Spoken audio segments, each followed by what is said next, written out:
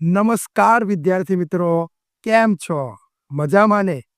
આપની પીડર ક્લાસીસ ચેનલમાં તમારું ફરીથી સ્વાગત છે. યસ સ્ટુડન્ટ્સ, આજે આપણે આ વિડીયોની અંદર ડબલ એચ ક્વેશ્ચન આ ટોપિક વિશે ભણીશું. યસ, જો તમે ધોરણ 5માં ભણતા હોય, ધોરણ 6માં ભણતા હોય કે પછી ધોરણ 10માં ભણતા હોય કે પછી 12મા ધોરણની અંદર તમે અભ્યાસ કરતા હોય, આ મારો વિડીયો દરેક વિદ્યાર્થીને કામ લાગશે. કારણ કે અંગ્રેજી ગ્રામર એક સેમ ટુ સેમ ટોપિક છે. દરેક ધોરણમાં ઇંગ્લિશ ગ્રામર પુસ્તક સેમ જ આવે. જે ધોરણ 9માં આવે એ જ ધોરણ 10માં આવે, જે 11માં આવે એ જ 12મા ધોરણમાં પણ આવે છે. તો આ ટોપિક દરેક વિદ્યાર્થીને કામ લાગે એવો જ છે.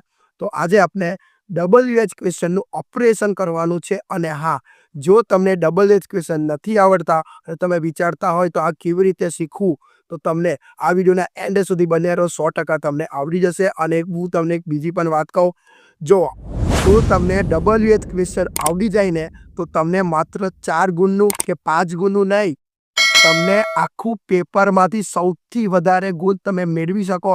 યસ, એવું તમને આવડી જાય. કારણ કે જો તમે ધોરણ 10માં ભણતા હોય કે 12મા ધોરણમાં ભણતા હોય, તમને એકદમ 100% યાદ છે કે તમારા પેપરની અંદર ફકરામાંથી પણ પ્રશ્નોના જવાબ શોધવાનું તમને પૂછાય છે. તો યસ સ્ટુડન્ટ્સ, WH ક્વેશ્ચન તમને આવડે ને તો જ તમે એ પ્રશ્નના જવાબને સોલ્વ કરી શકો. બાકી દરેક વિદ્યાર્થી શું કરી શકે છે, તમને ખ્યાલ છે કે પ્રશ્નમાં જે શબ્દ હોય એવો ને એવો શબ્દ એ ફકરામાં જોવે કે જે હોય આખી લીટી કોપી પેસ્ટ કરી નાખે, તો એને પૂરા માર્ક્સ મળતા નથી. 10 હોય, 10 ગુણ હોય તો 10માંથી એને માત્ર 5 જ ગુણ મળે છે. સ્ટુડન્ટ્સ, આવી રીતે કોઈ દિવસ સોલ્યુશન ના થાય. એના માટે તમને સૌથી પહેલાં WH ક્વેશ્ચન ખબર હોવી જોઈએ. એક્ઝામ્પલ, જો વેનથી પ્રશ્ન પૂછાય તો જવાબમાં શું આવે, વેરથી પ્રશ્ન પૂછાય તો જવાબમાં શું આવે, આ બધું જ જો તમારે જાણવું હોય અને તમારે WH ક્વેશ્ચનની મદદથી આખા પેપરમાં 80માંથી 80 અને 100માંથી 90 ગુણ લાવવા હોય, તો આ વિડીયોના એન્ડ સુધી બનશો. હું તમને બધું શીખવાડીશ, એકદમ ડીપલી સાથે આપણે બનશું. તો ચાલો વિડીયોની શરૂઆત. અંગ્રેજી ગ્રામરની અંદર જે આ ટોપિક છે ને, જેનું નામ છે WH ક્વેશ્ચન. હવે તમે એવું વિચારશો આ કોને કહેવાય, તો જુઓ સ્ટુડન્ટ્સ, તમે તમારા લાઈફમાં કોક વાર તો આવા શબ્દો સાંભળ્યા જ હશે. What, where, when, which, why, who, how many, how much, આવું તમે સાંભળ્યું તો હશે જ. તો આ બધા જે છે ને, આ બધાને WH શબ્દો કહેવાય. તમે એને WH ક્વેશ્ચન્સ કહી શકો, તમે એને WH શબ્દો કહી શકો, તમે એને WH ફેમિલી કહી શકો, ગમે તે એને જ કહેવાય. પણ એ ભણવું યોગ્ય છે. જો તમે એ ભણો ને તો તમે એને ક્વેશ્ચન બનાવી શકો અને ક્વેશ્ચનના આધારે તમે એનો આન્સર આપી શકો. એના માટે તમે દરેકે દરેક WH ક્વેશ્ચન એકદમ ડીપમાં ભણવું પડે કે એનો ઉપયોગ શું, એનો મિનિંગ શું થાય, એ ક્યારે આવે અને ક્યારે ન આવે. અને એવું તમે બીજી એક વાત પણ કહી દઉં કે ધોરણ 10ની અંદર ભણતા હોય તો એમાં 4 ગુણના WH ક્વેશ્ચન પૂછાય છે. ધોરણ 12ની અંદર પણ 4 ગુણનું પૂછાય છે. ધોરણ 9ની અંદર 3 ગુણનું પૂછાય છે અને ધોરણ 11માં 3 ગુણનું પૂછાય છે. સાથે સાથે ધોરણ 8ની અંદર પણ પૂછાય છે, ધોરણ 7ની અંદર પણ પૂછાય જ છે. દરેક જગ્યાએ આ WH શબ્દ પૂછાય છે અને પૂછાય જ છે. તમને ડાયરેક્ટલી પણ પૂછે છે અને તમને બીજી જગ્યાએ પણ કામ લાગે એવું છે. તમારે કોઈ પ્રશ્નનો આન્સર આપવો હોય તો પણ તમે કામ કરી શકો અને પરીક્ષાની અંદર જે રીતે પૂછાય છે એ રીતે પણ કામ કરી શકો છો. તમે હવે વ્યવસ્થિત રીતે જુઓ. હું તમારી સામે જે બતાવું એને તમે જુઓ, ધ્યાનથી દેખજો. તો જુઓ, આ બાજુ તમે જોઈ શકો છો કે એની અંદર સ્ટુડન્ટ્સ, જો તમે 10મા કે 12મા બધા હોય તો આવી રીતે ક્વેશ્ચન પૂછાય છે. જુઓ, WH ક્વેશ્ચન કે તમને કોઈ એક વાક્ય આપેલું હોય, એની જે અંડરલાઈન કરેલી હોય અને એના આધારે નીચે તમને ઓપ્શન આપ્યા હોય 4 અને 4 ઓપ્શનમાંથી તમારે એક ઓપ્શન સિલેક્શન કરવાનો હોય છે. તમારે ક્વેશ્ચન બનાવવાનો હોય છે.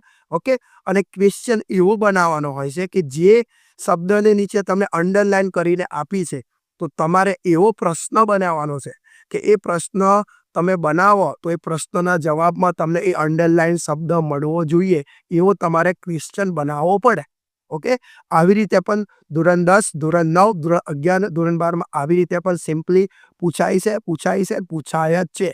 અને બીજી એક આવી રીતે પૂછાય છે. જો તમે WH ક્વેશ્ચન ભણ્યા હોય તો ઉપર ફકરો આપ્યો હોય, ફકરાના આધારે નીચે ક્વેશ્ચન પૂછ્યા હોય તો એ ક્વેશ્ચનના આન્સર તમે આપી શકો છો. કવિતા, તો કવિતામાંથી પણ એ પ્રશ્ન પૂછાય તો એના પણ તમે આન્સર આપી શકો છો. એ નોન વર્બલ ડેટા, પેલું કોઈક આવે ને ટેબલ હોય, ચેક હોય, એના પણ તમે ક્વેશ્ચન સોલ્વ કરી શકો છો. તો બહુ ફાયદાકારક છે. આ એક બેઝિક ટોપિક છે, 100% આવડવો જોઈએ. તો જો સ્ટુડન્ટ્સ, સૌથી પહેલા આપણે એક શબ્દ લઈએ છીએ જેનું નામ છે વેન, જેનો સ્પેલિંગ જોઈએ જો WHEN, વેન. અને વેનનું ગુજરાતી થાય વેન એટલે ક્યારે. આ યાદ તમારે રાખવાનું કે વેન એટલે શું થાય, તો વેન એટલે ક્યારે. હવે એનો ઉપયોગ જુઓ, તો ઉપયોગ શું છે કે સમય જાણવા માટે વપરાય છે. યસ સ્ટુડન્ટ્સ, વેનનો ઉપયોગ શું ખબર છે? સમય જાણવા માટે વેન વપરાય. તમે વેનનો ઉપયોગ સમય જાણવા માટે કરી શકો. હું તમને સમજાવું છું. માની લો કે તમે પ્રશ્ન કરો છો અને એ પ્રશ્નના જવાબમાં જો તમને સમય મળે ને તો એ પ્રશ્નમાં વેન શબ્દ જ હોવો જોઈએ, બીજો એક પણ શબ્દ ચાલે નહીં. એક બંને રીતે સમજવાનો ટ્રાય કરજો, એક રીતે ના સમજશો. વેનનો ઉપયોગ સમય જાણવા માટે થાય છે. સમય જાણવા માટે કોનો ઉપયોગ થાય છે? વેનનો ઉપયોગ થાય છે. હવે જુઓ, પરીક્ષાની અંદર પૂછાઈ શકે એવું તમને સમજાવું. દેખો, અહીંયા મેં તમારા માટે એક્ઝામ્પલ લીધું છે. હવે તમને કાળ આવડવો જોઈએ, કાળની વાક્ય રચના બધી આવડવી જોઈએ. ઓકે, તો જુઓ, યુવરાજ 3 વાગે ઘરે આવે છે, તો મેં એનું ઇંગ્લિશ પણ બનાવી દીધું. જુઓ, Yuvraj comes home at 3 PM. Okay, આ રીતે તમે લખ્યું. હવે તમે જુઓ તો મેં આ વાક્યની અંદર અંડરલાઈન શબ્દ આને નીચે કર્યો છે. જુઓ, 3 વાગે આની નીચે મેં અંડરલાઈન શબ્દ કર્યો છે. હવે મારે શું કરવાનું સ્ટુડન્ટ્સ? મારે શું કરવાનું ખબર? મારે એવું કરવાનું કે મારે એવો એક પ્રશ્ન બનાવવાનો કે એ પ્રશ્ન પૂછું ને તો એ પ્રશ્ન પૂછવાથી જવાબમાં મને 3 મળવા જોઈએ. જો મેં પ્રશ્ન કેવો પૂછ્યો, યુવરાજ ક્યારે ઘરે આવે છે? યુવરાજ ક્યારે ઘરે આવે છે? ક્યારે આવે છે ઘરે? 3 વાગે ઘરે આવે છે. તો જવાબમાં 3 મળી ગયા. જુઓ તમે, તો આ પ્રશ્ન ક્યારેથી બનાવ્યો? તો ગુજરાતીમાં ક્યારેથી, ઇંગ્લિશમાં વેનથી. જો તમને એક બીજું કહું, હું તમને એક બીજા શબ્દથી બનાવીને બતાવીશ તો જવાબમાં તમને 3 નહીં મળે. લીટી કે અંડરલાઈન કેમ રીતે કરે છે? 3 નહીં. યુવરાજ ક્યાં આવે છે? 3 વાગે કે ઘરે? જવાબમાં 3 વાગે ના મળે. ક્યાં આવે છે? તો ઘરે આવે છે. તો એ અલગ વસ્તુ છે. તો હવે સમયની નીચે અંડરલાઈન કરેલી હોય સ્ટુડન્ટ્સ, તો તમારે વેનથી પ્રશ્ન બનાવવાનો હોય. હવે ચલો, હું તમને કહું, તમે એવું વિચારતા હશો કે આનું ઇંગ્લિશ કેવી રીતે થશે, તો હું તમને એક્સપ્લેન કરી બતાવું. જો તમે ટેન્સ ભણતા હોય ને, તો ટેન્સ આટલા હોય: સાદો વર્તમાનકાળ, સાદો ભૂતકાળ, સાદો ભવિષ્ય, ચાલુ વર્તમાન, ચાલુ ભૂતકાળ, ચાલુ ભવિષ્ય, પૂર્ણ વર્તમાન અને પૂર્ણ ભૂતકાળ. આટલા ટેન્સ છે આપણી પાસે. તો દરેકે દરેક ટેન્સની WH વાક્ય રચના હોય સ્ટુડન્ટ્સ. WH પ્રશ્નાર્થની વાક્ય રચના હોય, હકારની વાક્ય રચના હોય, પછી નકારની હોય. એમ WH પ્રશ્નાર્થની હોય. તો તે હું તમને લખીને બતાવું. WH શબ્દ, ધ્યાન આપજો, WH શબ્દ પ્લસ ડુ કે ડઝ. હવે જો સાદો વર્તમાન કાળ તો અહીંયા ડુ ડઝ હોય, અને જો ભૂતકાળ તમે સાદો ભૂતકાળ હોય તો અહીંયા ડીડ આવી જશે. ભવિષ્યકાળ હોય ને સ્ટુડન્ટ્સ, તો અહીંયા આવી જશે વિલ. વિલ જ લખી દઉં છું. ઓકે, વિલ આવી જાય. ત્યાર પછી હંમેશા કરતા આવે, ત્યાર પછી V1 આવે, અને ત્યાર પછી કર્મ આવે, અને પછી પ્રશ્ન ચિહ્ન આવે. આ એક બેઝિક ફંડા બેઝિક ફંડાની વાત છે. પણ ઘણા બધા વિદ્યાર્થી એવા હોય છે કે જેને નહીં આવડતું. તો જો તમે સમજો, જો સિમ્પલ પ્રેઝન્ટ ટેન્સનું વાક્ય હોય તો ક્વેશ્ચન આવી રીતે બનશે: WH શબ્દ ડુ અને ડઝ. હવે ડુ ક્યારે આવે તમને ખ્યાલ હોય તો ઠીક છે, ન ખ્યાલ હોય તો હું તમને કહી દઉં કે જો એ ડુ ક્યારે આવે: આઈ હોય, વી હોય, યુ હોય, દે હોય. બહુવચન નામ હોય તો ડુ આવે. પછી એક વચન હોય, હી હોય, સી હોય. એક વચન કોઈ પણ નામ હોય, હિતેશ, જાનકી, એવું કંઈ નામ હોય તો શું આવશે? ડઝ આવશે. ઓકે, એ તો તમને એક્સપ્લેન કરીને બતાવશો. ત્યારે ભૂતકાળમાં તો ડીડ જ આવે છે, એટલે કોઈ ટેન્શન નહીં, બધા જોડે ડીડ. ભવિષ્યમાં શું આવશે? વિલ આવશે. હવે તમે જો, યુવરાજ ક્યારે ઘરે આવે છે. હવે આ સેન્ટેન્સ મારે બનાવવું હોય તો મારે આ વાક્ય રચનાથી બનશે. જો સૌથી પહેલા શું આવે? WH શબ્દ. તો આમાં એક WH શબ્દ મૂક્યો. શું મૂક્યો આપણે? ક્યારે. તો એના માટે ઇંગ્લિશમાં શું લખવાનું આપણે સ્ટુડન્ટ્સ? વેન લખવાનું. તો જો વેન લખ્યું, WH શબ્દ. હવે ડુ કે ડઝ. અમે કીધું ને કે અહીંયા યુવરાજ એક વચન નામ છે, સીધી વાત છે કે શું આવશે? ડઝ આવશે.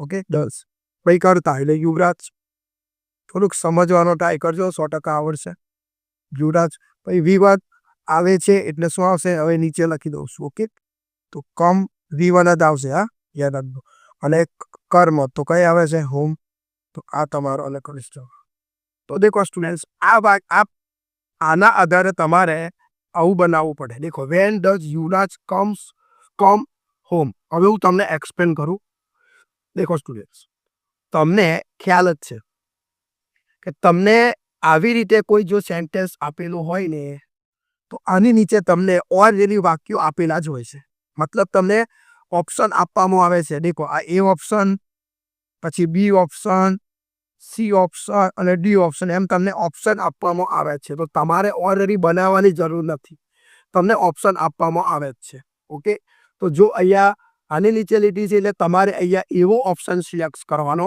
કે જેમાં વેન હોય માની લો અહીંયા વેન છે અહીંયા વોટ છે અહીંયા વાય છે અને અહીંયા વીચ છે તો સમય આપેલો છે ને સીધું શું આવે વેન વાળો ટીક કરી દેવાનો એટલે તમારો આ આન્સર તમે ટીક કરી દેવાના છો આવું ધોરણ 9માં પણ પૂછાય ધોરણ 10માં પણ પૂછાય ધોરણ 11માં પણ પૂછાય ધોરણ 12માં પણ પૂછાય જ છે ઓકે આ રીતે આવે જ છે તો આવી રીતે તમે એને સોલ્વ કરી શકો આમ તો બનાવવાની જરૂર નથી કેમ કે તમે ઓલરેડી આપેલા જ છે પણ હું જે તમને કહું એને ધ્યાન સમજો જો તમે સમજો આ તમને આવું વાક્ય આપેલું છે આ ઇન્સર્ટ જવાબ છે આ ઇન્સર્ટ જવાબ છે સમજો જો આપણે બધા જવાબ પરથી પ્રશ્ન બનાવી શકતા હોય જો આપણે બધા જવાબ પરથી પ્રશ્ન બનાવી શકતા હોય તો ઉધું ઓપોઝિટ પ્રશ્ન પરથી આન્સર કેમ ના લખી શકીએ જવાબ પરથી પ્રશ્ન બનાવી શકતા હોય તો પ્રશ્ન પરથી જવાબ કેમ ના બનાવી શકીએ 100% બનાવી શકીએ ખાલી થોડુંક જોવાનું માની તો તમને આ પ્રશ્ન આપ્યો છે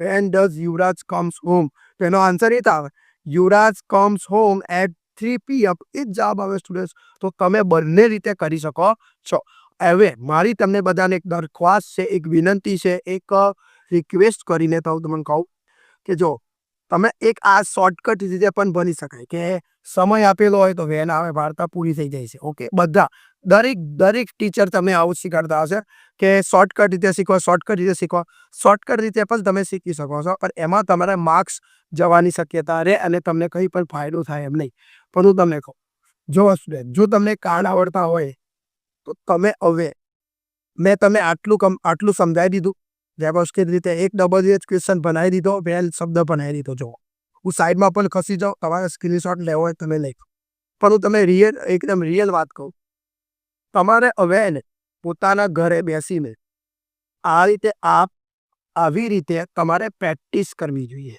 તમારે આવું કોઈ સેન્ટેન્સ લખવાનું ગુજરાતીમાં પછી એનું ઇંગ્લિશ કરવાનું પછી ગુજરાતીમાં ક્વેશ્ચન બનાવવાનો અને એનો આન્સર કરવાનો આવી રીતે તમારે પ્રેક્ટિસ કરવી જોઈએ તમે સાદા વર્તમાનકાળના પણ બનાવી શકો છો સાદા ભૂતકાળના પણ બનાવી શકો સાદા ભવિષ્યકાળના પણ બનાવી શકો તમને જે કાળ આવડતું હોય એમાં તમે પ્રેક્ટિસ કરો એમાં તમે લખો મિનિમમ વધારે નહીં પણ મિનિમમ 10 વાક્ય લખો એક શબ્દ પાછળ 10 વાક્ય લખો તમે એવી મહેનત કરો ને તો હું તમને 100% કહું છું કે તમને શોર્ટકટ પણ આવડી જાય અને તમે જવાબ પરથી ક્વેશ્ચન તો બનાવી જ શકો પરંતુ તમે ક્વેશ્ચન પરથી આન્સર પણ તમે બનાવી શકો છો ઇંગ્લિશ તમને હંમેશા ભણવાથી ના આવડે ઇંગ્લિશ શીખવું હોય ને તો તમારે સૌથી વધારે પ્રેક્ટિસ કરવી પડે ભણશો પહેલાં દેખો સૌથી પહેલાં ભણવું જોઈએ ઓકે ભણી લીધું ભણ્યા પછી તમારે એની પ્રેક્ટિસ કરવી જોઈએ એક્ટિવ પેસિવ ભણો છો તો એક્ટિવ પેસિવ ભણ્યા પછી એનો વાક્ય બનાવો ડાયરેક્ટ ઇનડાયરેક્ટ ભણો છો તો એના પછી એનો વાક્ય બનાવો